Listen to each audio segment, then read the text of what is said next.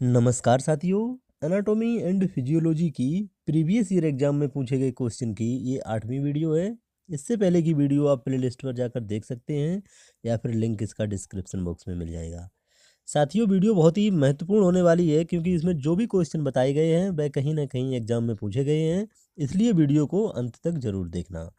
First MCQ है हमारा, the synthesis of glucose from fat is called. Question में क्या पूछा गया है कि ग्लूकोज का सिंथेसिस होना फैट से क्या कहलाता है।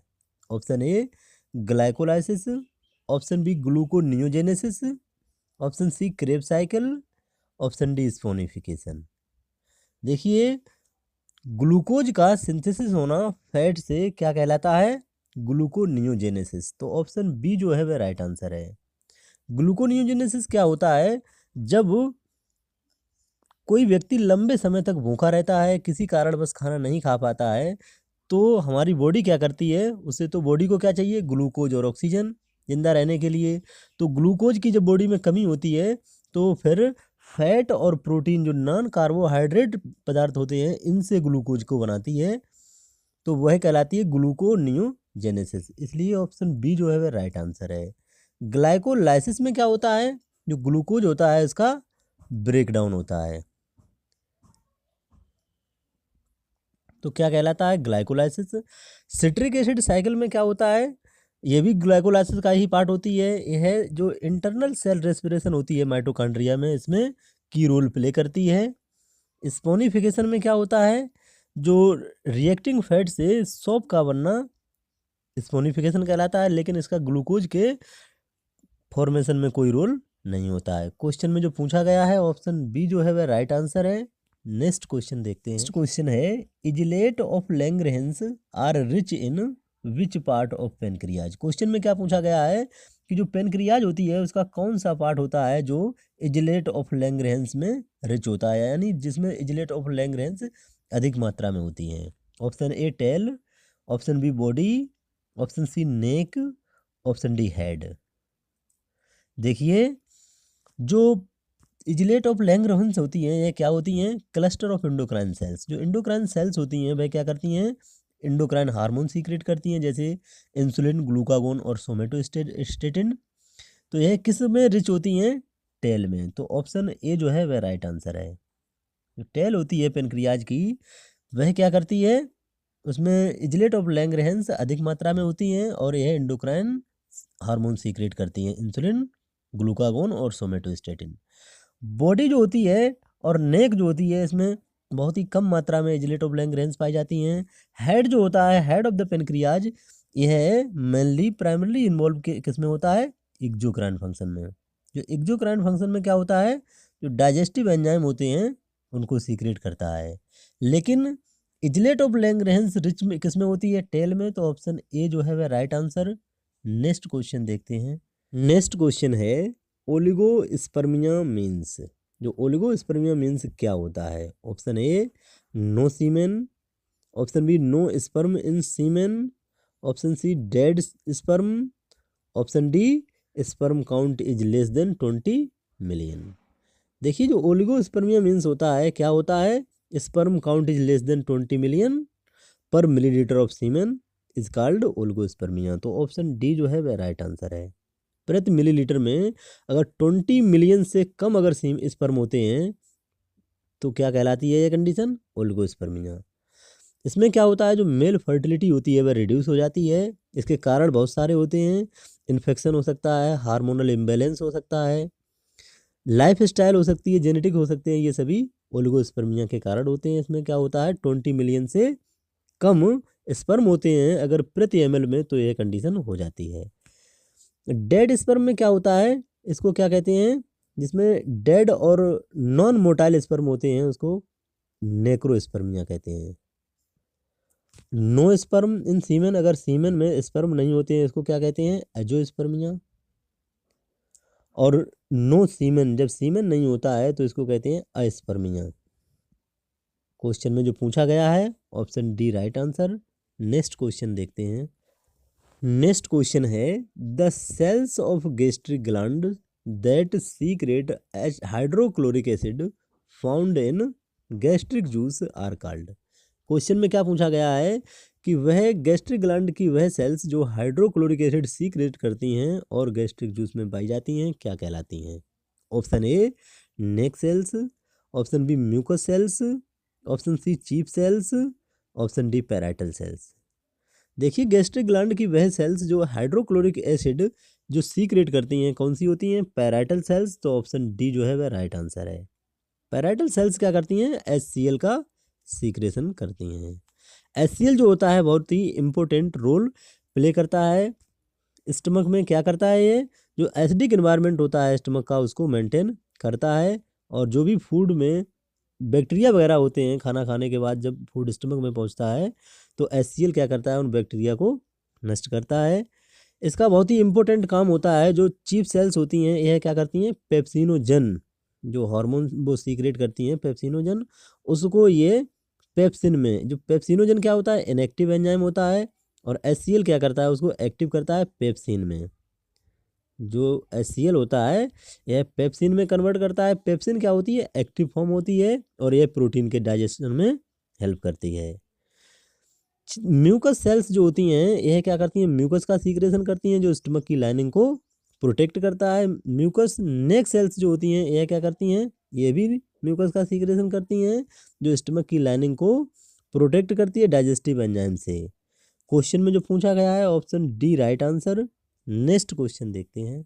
नेक्स्ट क्वेश्चन है peripheral resistance depends on. Question में क्या पूछा गया है? जो पेरिफेरल रेसिस्टेंस होता है वह किस पर डिपेंड करता है? Option A diameter of the arterioles, option B degree of contraction of the veins, option C blood volume, option D stroke volume.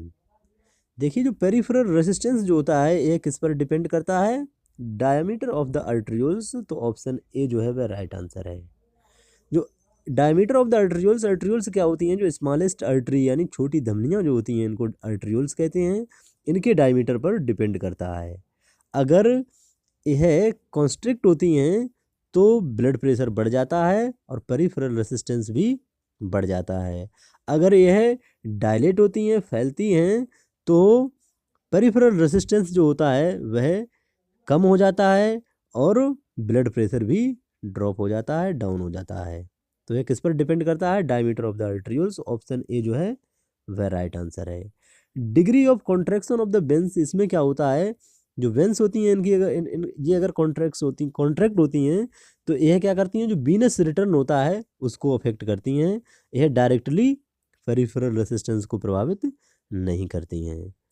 Blood volume जो होता है इसमें क्या होता है? ब्लड वॉल्यूम अगर बढ़ता है तो यह ब्लड प्रेशर को प्रभावित करेगा, अगर घटता है तो भी ब्लड प्रेशर को प्रभावित करेगा, क्योंकि ये बढ़ेगा तो ब्लड प्रेशर बढ़ेगा, और ये घटेगा ब्लड वॉल्यूम तो ब्लड प्रेशर भी घट सकता है। स्ट्रोक वॉल्यूम क्या होता है?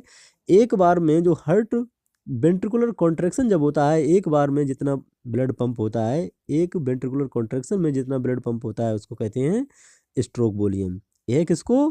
कार्डियक आउटपुट को प्रभावित करेगा, लेकिन यह पेरिफेरल रेसिस्टेंस को प्रभावित नहीं करता है। क्वेश्चन में जो पूछा गया है option A right answer. Next question देखते हैं।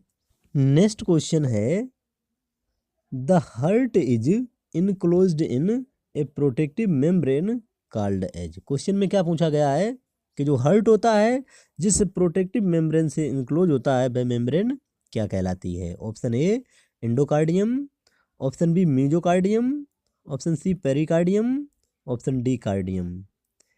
देखिए जो हार्ट होता है वह किससे इनक्लोज होता है? पेरिकार्डियम से। तो ऑप्शन सी जो है वह राइट आंसर है।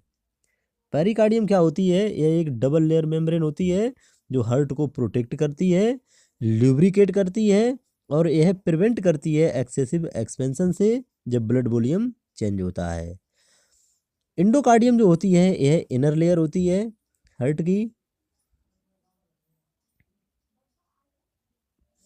मीजोकार्डियम जो होती है यह इसकी कोई टर्म नहीं होती है। मिडिल लेयर जो होती है उसको मायोकार्डियम कहते हैं, लेकिन मीजोकार्डियम का इसमें कोई टर्म नहीं होती है। कार्डियम भी कोई टर्म नहीं होती है।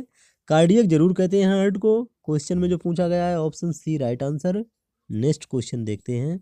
नेक्स्ट क्वेश्चन है बॉक्सर्स मसल एज। क्वेश्चन में क्या पूछा गया है कि नीचे दिए गए में से कौन सी बॉक्सर्स मसल है? Option A bicep brachii, option B brachioradialis, option C deltoid, option D serratus anterior.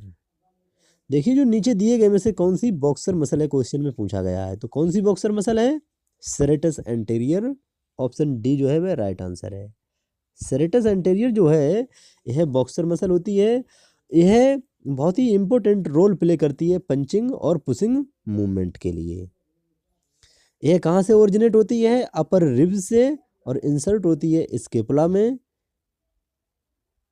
Important role play करती है पंचिंग और पुशिंग मूवमेंट में, तो इसीलिए इसको बॉक्सर मसल कहते हैं। ऑप्शन डी जो है वह राइट आंसर है। डेल्टोइड क्या होती है, डेल्टोइड मसल जो होती है ये शोल्डर अबडक्शन के लिए रिस्पॉन्सिबल होती है। ब्रेकियो रेडियलिस जो होती है यह फोर आर्म फ्लेक्शन के लिए रिस्पॉन्सिबल होती है। और बाइसेप ब्रेकी जो होती है यह एल्बो फ्लेक्शन के लिए रिस्पॉन्सिबल होती है। क्वेश्चन में जो पूछा गया है option D right answer. Next question देखते हैं।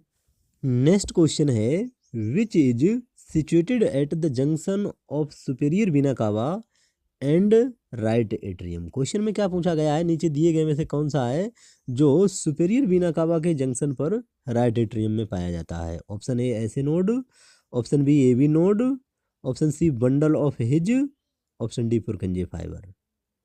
देखिए जो सुपेरियर वीना कावा के जंक्शन पर राइट एट्रियम में पाया जाता है क्या होता है, ऐसे नोड, तो ऑप्शन ए जो है वह राइट आंसर है। ऐसे नोड क्या होता है, इसे साइनो एट्रियल नोड कहते हैं और इसे को नेचुरल पेसमेकर ऑफ हार्ट भी कहा जाता है। Natural pacemaker of the heart. यह क्या करता है, इनिशिएट करता है इलेक्ट्रिकल इम्पल्स को जनरेट करता है और हार्ट बीट को रेगुलेट करने का काम भी ऐसे नोड करता है। एबी नोड क्या होता है, इसे एट्रियोवेंट्रिकुलर नोड कहते हैं और यह कहाँ पर पाया जाता है, जो एट्रियोवेंट्रिकुलर सेप्टम होता है राइट एट्रियम में वहाँ पर ये पाया जाता है। बंडल ऑफ हिज क्या होती हैं, बंडल ऑफ हिज जो होती हैं यह इंटरवेंट्रिकुलर जो सेप्टम होता है वहाँ पर पाई जाती हैं। क्या करती हैं, conducting electrical impulse from the AB node to the ventricle. AB node से वेंट्रिकल के लिए इलेक्ट्रिकल इम्पल्स को ट्रांसमिट करती हैं। पुरकिंजे फाइबर क्या होती हैं, यह लोकेटेड होती हैं जो वेंट्रिकुलर वाल होती है उस पर, और इनका काम क्या होता है, जो final transmission of electrical impulse to contract the ventricle. ये वेंट्रिकल जो होता है उसको कॉन्ट्रैक्ट करने के लिए रिस्पॉन्सिबल होती हैं और ये फाइनल ट्रांसमिशन करती हैं इलेक्ट्रिकल इम्पल्स का। क्वेश्चन में जो पूछा गया है ऑप्शन ए जो है वह राइट आंसर है। धन्यवाद। जानकारी अच्छी लगी हो तो चैनल को सब्सक्राइब कीजिए और हमारी बहुत सारी और भी वीडियो देखने के लिए प्लेलिस्ट पर क्लिक कीजिए। धन्यवाद।